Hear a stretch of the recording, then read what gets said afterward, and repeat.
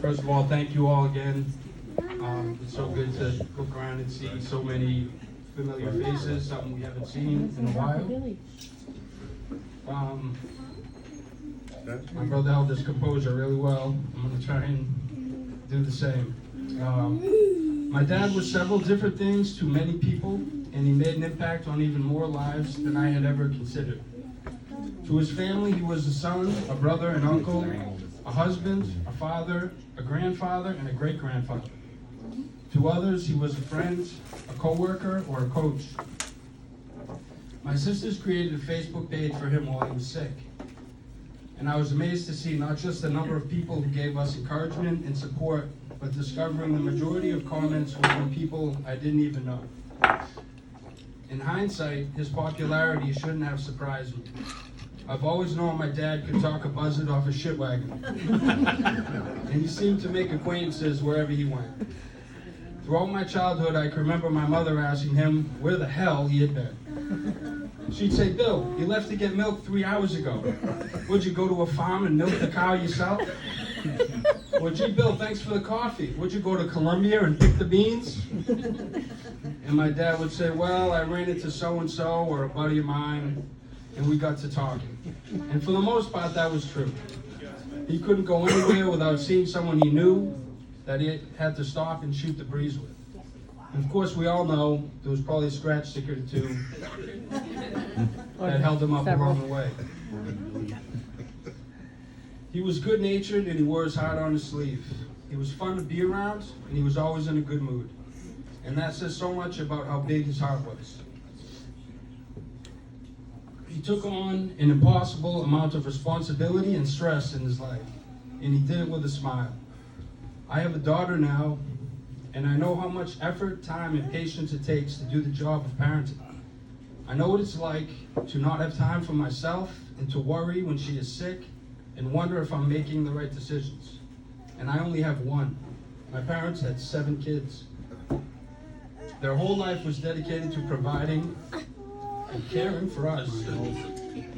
Sorry. And they did a spectacular job. My dad worked at the GE for 38 years, and he worked overtime every week. But before starting a long shift there, he would get up at 4:30 and deliver the item and the globe to local stores. He operated like this in order to make ends. He operated like this for years in order to make ends meet and provide the little extras to his family. When the workday was finished, it was off to football, baseball, basketball, cheering, softball practices, games, and competitions.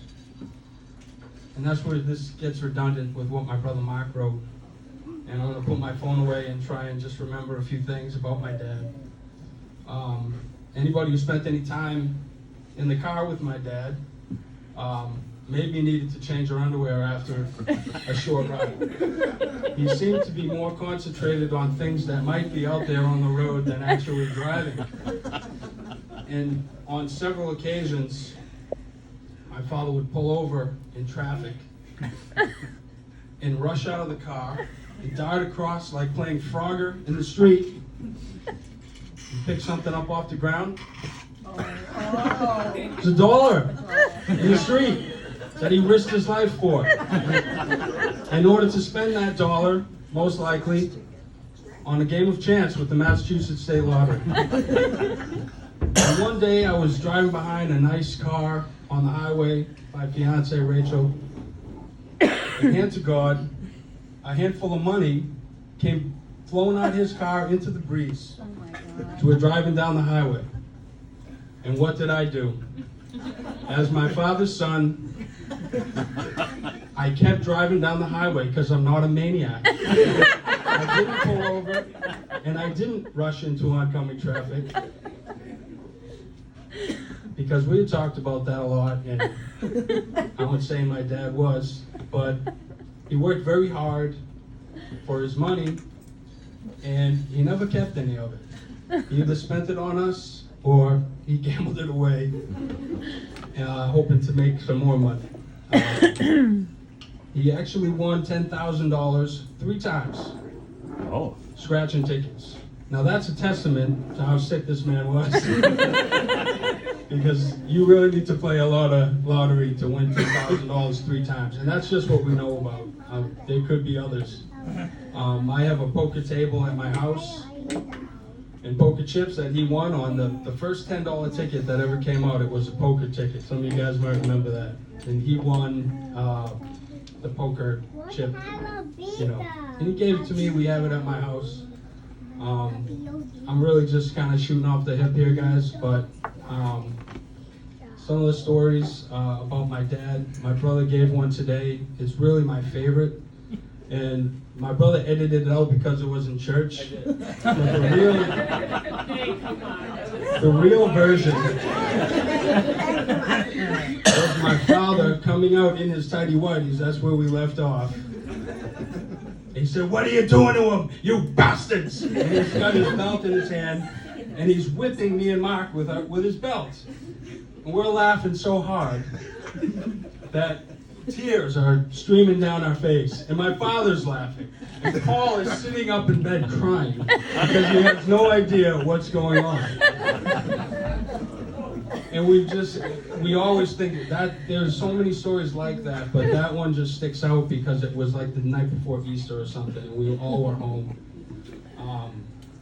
My dad. We were grown men at that point, though. We weren't young. No, yeah, we were like, old enough to know better. Yeah, 19 years that's what I mean. So my father beating us with the belt was more like, he was joking around with us, but we had woken him up, and that was his real source of anger. Could care less that we tortured Paul. Another thing Paul used to do, and this makes me cry almost every time I think about it now. And it used to make me laugh, but it's a little crass, but this is just the way it was, okay? And Paul would go up to my dad, and he'd have his head down like this, and my father would say, "What's the matter, buddy? What's going on?" He'd say, "Well, the guys keep fighting on my head." And that was something that we used to like to do to my brother Paul. And Paul would complain to my dad, and my dad would come and he'd fight on our head. And that's what guys do, My dad was a fun-loving guy, always had a big smile on his face, had every reason to be stressed out and to have the weight of the world on his shoulders, but he never let us feel that, He always was there for us and took care of us. And he lived with me. I'm so happy. For the last 3 months over the summer when my parents were looking for a new house, they just sold theirs. I got some really good time to spend with them. And at one point, Nikki, maniac that she is, had been in a car accident like 3 days in a row. She crashed her car, motorcycle, car, and my father found out it was like 10:30 at night. He just finished a long day. And he said, "Well, I'll be right there." And he got up out of his chair at 10:30 at night, and he drove from my house in West Newbury to check on Nikki, who is the biggest bitch in the whole family.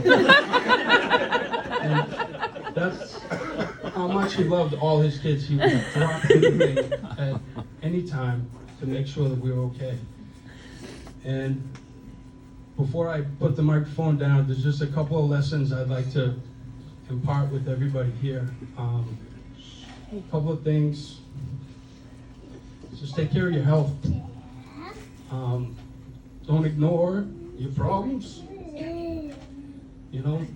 Take care of yourself, because there's a lot of people who care about you and want you around. And the other thing is, don't put off till tomorrow what you can do today.